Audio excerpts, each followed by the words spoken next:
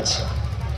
ট্রেনে দেখেন, বসে দেখেন, বাজারে দেখেন, কোর্টে দেখেন, কোর্ট কাছারিতে তার সব থেকে মুসলমান খাস করে শেখ সাহেবের দিকে ঠকছে বেশি। কিছু সমাজেরও মানুষ আছে আপসের মধ্যে বিবাদ চালু করে দিলে ওমন থেকে 5,000 পাইবে, এমন থেকে 5,000 পাইবে, আর লাগিয়ে দিলে মজা মারছে মাঝখান থেকেও। কিসের কারণে? ইলমের কারণে এগুলো হয়েছে। এই জন্য ভাই আজকে জালসাটা হলো শিক্ষার জায়গা, মাদ্রাসার জালসা না। মাদ্রাসা কেন করেছেন? যেন আমার আপনার ছেলেরা মেয়েরা বেটা বেটি পড়ে লেখে কামিয়াব হয়। আজকে আপনারা যে এসেছেন আপনাদের জন্য এটা মাদ্রাসা, শিখার জায়গা। আপনারা বড় মানুষ হয়ে গেছেন, মেলায় মানুষ লজ্জা করে, বড় মানুষ হয়ে গেছি, কেমন করে মৌলবী রেখে কোন কথা জিজ্ঞাসা করব, কেমন করে পড়িতে যাব, কেমন করে কি শিখবো। কিন্তু বেয়াদবি মাফ করবেন, যতটি লোক এখানে বসে আছি আমরা আজকে হাজার হাজার মানুষ, একটা একটা করে জিজ্ঞাসা যদি করা হয়, হ্যাঁ ভাই আপনার বয়স 50 বছর হয়ে গেল, উজু কেমন করে করছে একটু বলেন তো। আপনারা বলেন সবাই কি পারবো? যদি বলেন সবাইকে বলতে পারবো, উজুর তারিকা বলতে পারবো? পারবো না গো।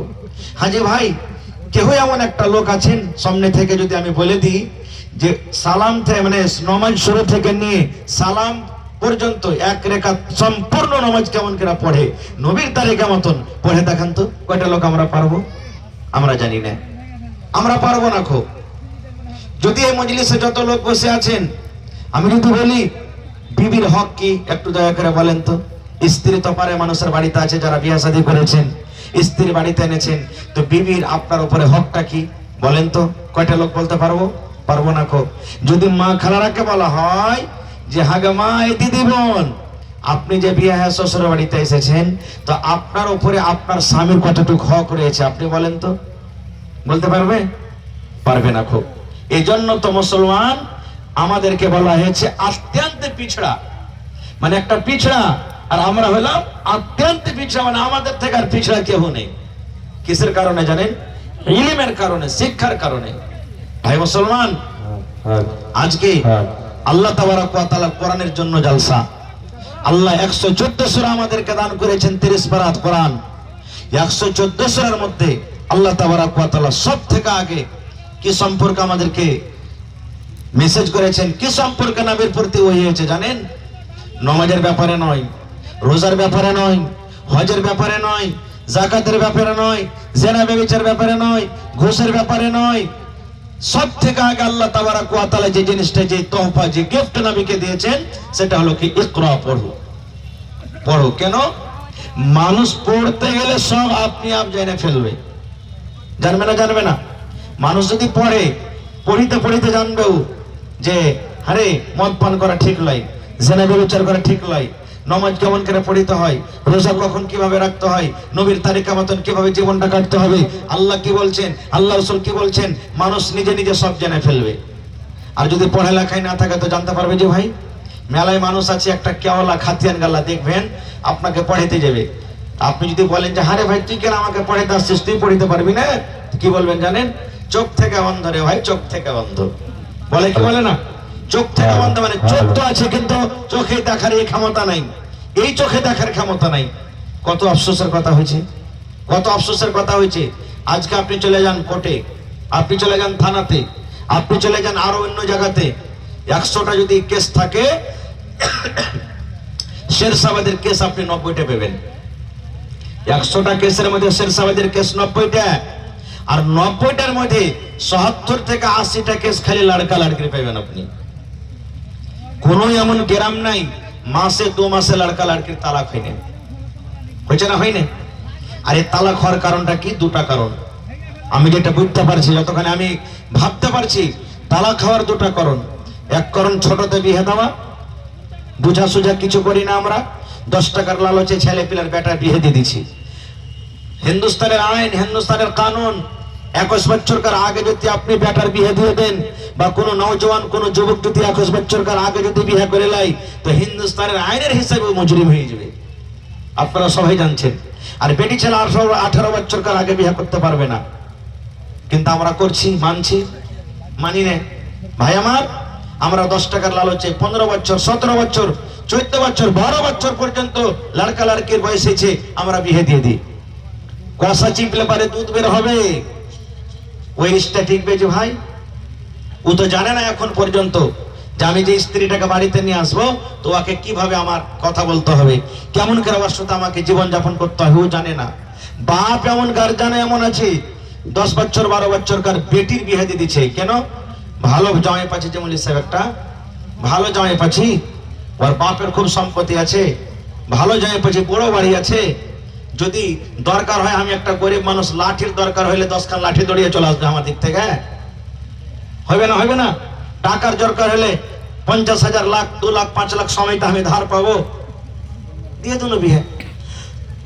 মুসলমান, ইলম একটা এমন জিনিস, আপনাকে হর লাইনে মজবুত থাকতে হবে, হর লাইনে মজবুত থাকতে হবে।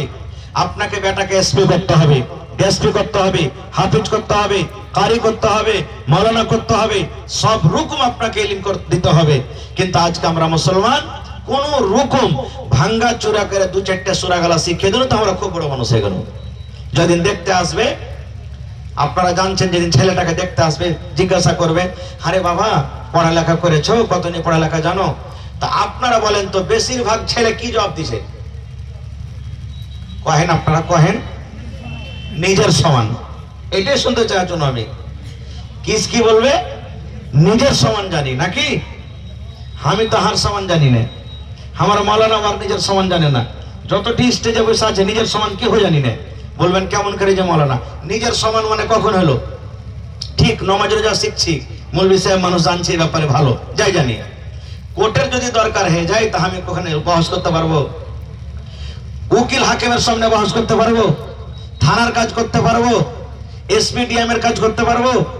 যখন এগুলাতে পারবো না, কত আমি নিজের সমান কেন করে শিখনু? কথাটা বুঝেন ভালো করে, কেমন করে আমরা শিখনু? ভাই মুসলমান, এই জন্য এটা কথা ভুল যে আমরা নিজের সমান জানি। 2 নম্বর কথা, বেশিরভাগ যখন মানুষ ছেলে দেখতে যাচ্ছে, হয় বেটা দেখতে যায়, যে বেটি দেখতে যায়, কত আমরা মূর্খতাপূর্ণ কাজ করি, কত আমরা শরীয়ত বিরোধী কাজ করি। যে জিজ্ঞাসা করতে করতে তখন একটা লোক বলবে, ফকিরের দোয়া জানো রে বাবা? নাউজুবিল্লাহি মিন জালিক। কি বলি? ফকিরের দোয়া জানো রে? এটা বলে কি বলে না? আচ্ছা, ফকিরের দোয়া মানে ফকির যে দোয়াটা পড়িছে ওইটা ফকিরের দোয়া হয়ে গেল? ফকির দোয়াটা পেয়েছে কোনঠে? নিজের পকেট থেকে? পকেট থেকে পেয়েছে না? নবী মুহাম্মদ সাল্লাল্লাহু আলাইহি সাল্লাম দোয়াটা শিখালছেন, তাইলে নবী মুহাম্মদ সাল্লাল্লাহু আলাইহি সাল্লাম হলো ফকির নাকি? নাউজুবিল্লাহি মিন জালিক। এই কথাটা কেন আমরা বলছি? ইলম না থাকার কারণে, শিক্ষা না থাকার কারণে আমরা বলছি না? বলি না ভাইরে? যেদিকে আমরা কদম তুলছি, যেদিকে আমরা পা তুলবো, সেই দিকেই আমরা অশিক্ষিতর প্রমাণ আমরা দিচ্ছি। যেদিকে আমরা চলে যাব সেই দিকে আমরা চলে যাচ্ছি। আজকে জালসা হচ্ছে, 10 টাকা 5 টাকা 50 টাকা 100 টাকা 5000 টাকা দিতে আমাদের কষ্ট হয়, কিন্তু আমারই যখন বেটার বিয়ে লাগবে 1 লাখ টাকা দামের টেন্ট আছে না নাই? 100টা বরযাত্রী যাবে, কিসের কারণে? মূর্খতার কারণে, শিক্ষার কারণে। যদি আল্লাহ এবং আল্লাহ রাসূলের ডর ভয় আমাদের মধ্যে থাকতো, যদি আমরা ইলম ওয়ালা হইতাম, তাহলে জীবনে এরকম শরীয়ত বিরোধী কাজ করতাম না। আপনাকে বেটির বিয়ে দেওয়ার আগে প্রথমে নিজের ছেলে মেয়ের আপনাকে যাচাই করতে হবে। কেমন করে যাচাই করতে হবে? যেমন একটা হাদিস আপনাদের সামনে বলি। আল্লাহ রাসূল সাল্লাল্লাহু আলাইহি সাল্লামের জামানাতে এক বাপ নিজের বেটির বিয়ে দিবে, যেমন আজকে আমরা বেটির বিয়ে দিচ্ছি, বেটির বিয়ে দিবে। তো বেটি বলছে, আব্বা আমি বিয়ে করবো না, আমি বিয়ে করবো না। বেটির কথাটা শুনে বাপ চলে গেলেন নবীর দরবারে। নবীকে বলছেন, ইয়া রাসূলুল্লাহ, আমি আমার বেটির বিয়ে দিব, বেটি ইনকার করছে যে আমি বিয়ে করব না, আপনি একটু পারলে বুঝান তাকে। সহি হাদিস। চলে গেলেন। নবী বললেন, তোমার বেটিকে এনেছো? বলছেন না। বলছে, তোমার বেটিকে নিয়ে এসো। পরের দিন বেটিকে সাথে করে চলে গেলেন। এবার নবী কি বলছেন? রে আল্লাহর বান্দি, বাপ তোমার বিয়ে দেবে, তোমার আব্বা জান তোমার বিয়ে দিবে রে আল্লাহর বান্দি। হয়তো তোমার